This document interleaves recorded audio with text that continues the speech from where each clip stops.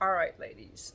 One thing that I learned the hard way is that for men, when they're horny, they have sex with anything that has a vagina. And it doesn't mean they like you. I'm sorry. It's very painful because we as women are more emotional, and we as women want sex in a relationship. And I'm making this video because I am always emboldened when women spread this message. We need more women spreading this message. I am reading The Case Against the Sexual Revolution by Louise Perry. Almost done with it. And she talks about men being more sociosexual. If you make a bell curve, men score higher. Their bell curve is over from the women's. So a man is more likely to score higher in sociosexuality than a woman. It doesn't mean that every man is higher than every woman, but men are stronger, men are taller, and men are more sociosexual, meaning they have more interest in sex and more interest in a variety of sex and a variety of partners. Now, why is this important? It's important for men to know that's how you're made, and bless your hearts, that's how you're made. You don't have to act on that. It turns out that until we had monogamy, we had very small tribes. Cultures have only flourished because of monogamy. Yes, I was surprised to hear that. Because when men are polygynous, they are so busy competing against each other for wives and for resources that civilization cannot grow. It is only when we have monogamy, despite its flaws, which it has have, it's the best system we have for stable societies and for the healthy production of children. It frees men up to invest in businesses and develop themselves in hobbies and so on, because they're not fighting and killing each other all the time over women. By the way, it's very time consuming to find sexual partners, even for women. So I don't like to scatter my energy like that, so I totally get it. Another interesting fact is that I heard this on a podcast with Andrew Huberman, who does a lot of work with health and so on, and he was talking to a doctor who does hormone replacement therapy for women. And do you know that women have more testosterone than estrogen? Men have, let's say men have this much testosterone. Let's say women have this much testosterone, then women have this much estrogen. My scales could be off. Men's testosterone, women's testosterone, women's estrogen. Now, because men score higher in sociosexuality means that they're not that picky, especially when they're in their fucking horny phase. She talks about cads versus dads. So, a guy, and I've heard men tell me this too. If they're horny, they might want to fuck a 10, but they'll fuck the 4. So what if she's ugly? So what if she's drunk? So what if she has trauma? So what if she would never be someone they would ever want to see again and they have to close their eyes to fuck her? Who cares? It's a hold a plug. And I've heard very nice men talk to me that way, and they'll be very embarrassed, but that's their biology and that's what they can do, okay?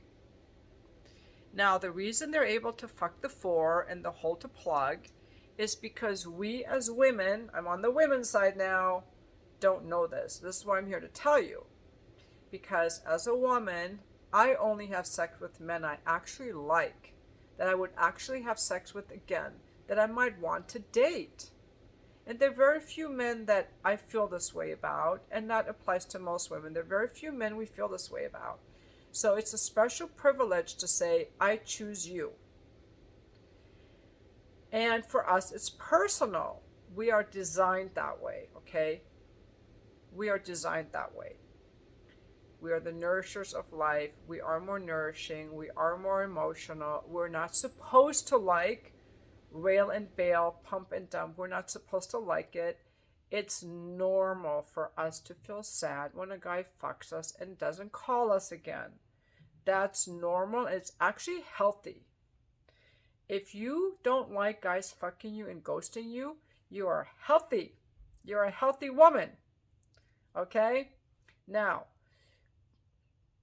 because we tend to like sex in a relationship, and you have some guys who will have sex with you and then want to date you. That's happened to me. I've had sex on first dates with guys, and then they became my boyfriend for years.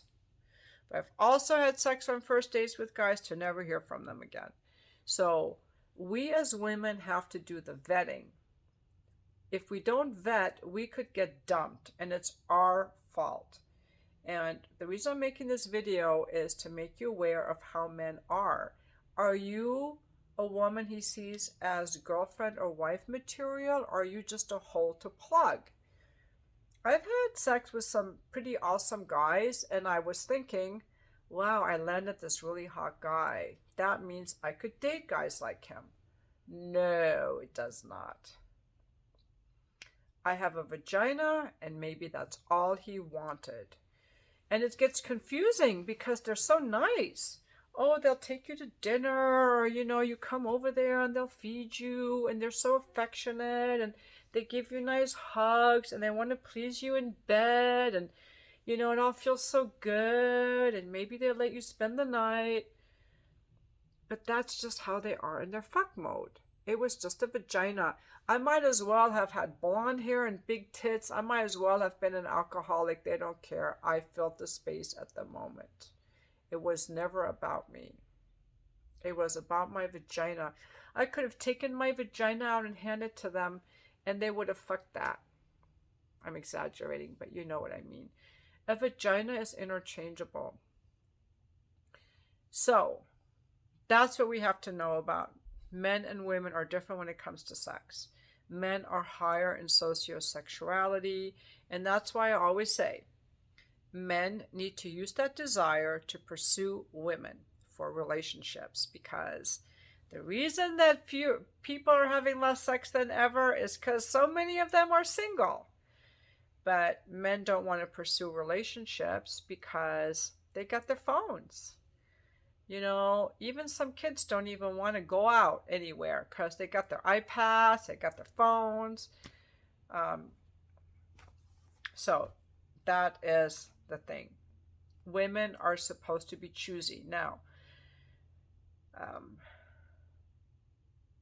if you want a husband, young ladies, I'm speaking to the young ladies, if you want a husband, my advice to you is dress modestly, do not lead with your sexuality, and see how a man treats you before you ever have sex with him. Is he interested in you? Does he care about you? And to the extent that you are unable to do that, it was probably something that you didn't get from your dad. I believe to the extent that we pick men who hurt us emotionally or physically, we are picking men who are lacking in some way because our father was lacking in some way. So here's a little exercise I came up with that some people have said is helpful to them, is to imagine your father spending time with you in a way that he never did. Imagine you're a little girl, you're 5, and he wants to take you to the library, or he asks you where you want to go. He cares about what you want to do on the outing. Say you have a weekly outing with your dad, and you want to go to the library, and he actually waits for you. He says, sure, I'm going to take you to the library. Imagine him actually waiting for you. He's in service to you as his daughter. He's waiting for you. You're going to get ready. You're going to finish your homework or whatever you're doing and get ready. And he is going to take you to the library. He's happy to be with you. And when you get to the library, he's going with you to see what books you're interested in. And he sits down and he reads with you and he asks you what you think about the characters, what you think about the books. He's not in a hurry. He cares how you feel. He's giving you attention. And just allow yourself to feel it. You got to feel it and take it in. You got to feel it and take it in. You know, some people are choosing men who hurt them, ignore them, or alcoholics because they never experienced healthy love. So the healthy love you didn't get, you can still, I believe, I've done that kind of things, is to enliven those parts in our hearts that make us feel worthy and that make us able to receive and that make something feel familiar and good. Your dad will ask you how you feel, and he will tell you how he feels. He will tell you how much he loves seeing you enjoy the books. He will ask you what books you're interested in. He will share things about when he was a young kid, or he will give you advice about boys or about school or your studies. And he will be kind and he will be patient. In these examples, a real dad sometimes might lose his temper. And he will care about you. We have to start getting used to men who care about how we feel and who care about us, because too many women are leading with their sexuality. Too many women are choosing men who abuse them, neglect them, cheat on them, are alcoholics or losers.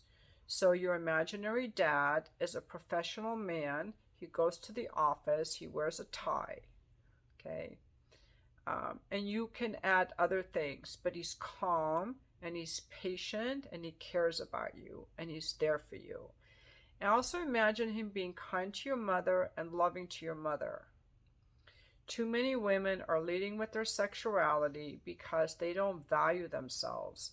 They use their sexuality to get a man, not understanding that sex is something you give to a man who has already valued you in the ways I've just outlined. And sexy photos and sexting are gifts that a man has to earn. To the extent that you use that to get a man, you have healing to do. You can't use that to get a man. That does not make you wife material. It does not make you girlfriend material. Now, I am not saying that I am wife or girlfriend material anymore due to the work I've done since my divorce. I spent many years as being an escort. I have had a lot of sexual partners. I've had a Just for Fans page. And I may not be marriage material, and I'm okay with that. I had my marriage, I had my children, and I know what men look for and what men want, and I know how to value myself, not just for my sexuality. I don't hook up. I am very intentional with my sexuality. I dress modestly in public. And I'm just sharing my advice based on my own life and how I live my own life. And believe me, there are men who will notice you. If I were to go in the grocery store like this, there would still be men checking me out because I look toned, I look happy, I look healthy, and men do check me out, even though I dress very modestly, believe it or not. There are so many men that love to see a woman just in a dress, in a ponytail, modestly dressed. They love that. There's so many men who love jeans and t-shirts and sneakers. Believe me, or a ponytail. You do not need to get all dolled up.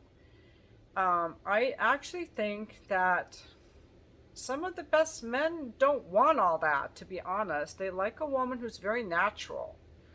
Ben Affleck is an example. You know, he loved Jennifer Garner's down-to-earth look. If you want to get dolled up, do it for you. I'm not saying you shouldn't, but I am saying that you can be modest. When I go out in public, I dress very modestly. I would only date a man who likes me when I'm modestly dressed. If he likes me because he saw me in a bikini, I'm not interested. He just wants my body. Okay, I want you to like me when I'm modestly dressed because you like that. That's how I kind of screen out men, to be honest, you know. A man should care how you feel. He should care about what you like. And if you pick men without ever thinking about that, you know, maybe try some of these exercises I gave you. Because if you grew up not feeling loved by your father, you're going to pick men. You're going to have bad choices in men. I'm sorry. I'm sorry. But I think we can heal with these kind of imaginary exercises. But let me know what you think. If you have any other tips for women who, you know, are too loose sexually and they really want to get married, like what tips would you give these women? And thank you for watching my video. Just remember, you got to vet these guys. Like, are you girlfriend material or are you just a hole to plug? And you can't tell from when he's fucking you, because he's going to be super nice while he's fucking you. And he'll be super charming on the way to try to slide it in there. So you got to have some good radar, and that comes from loving yourself and expecting yourself to be treated well.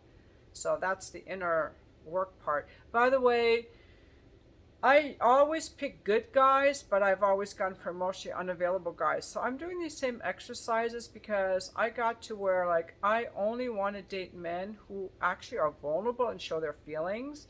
Because when men don't, they make horrible partners, and that's why I had to divorce my husband. It's very painful to be married to someone who's like walled off. Like, I don't talk about my feelings. That's not manly. That's not what we do. And there are a lot of cultures that are walled off. The East Coasterners, like a lot of Europe, the English, they're just walled off. Like, we don't, feelings, that's for weak people. We don't do feelings. Well, try being married to a guy who doesn't do feelings. Try having sex with a guy who doesn't do feelings. It's not that great, you guys. We have to start liking guys who are masculine and have feelings, because it makes them fully human.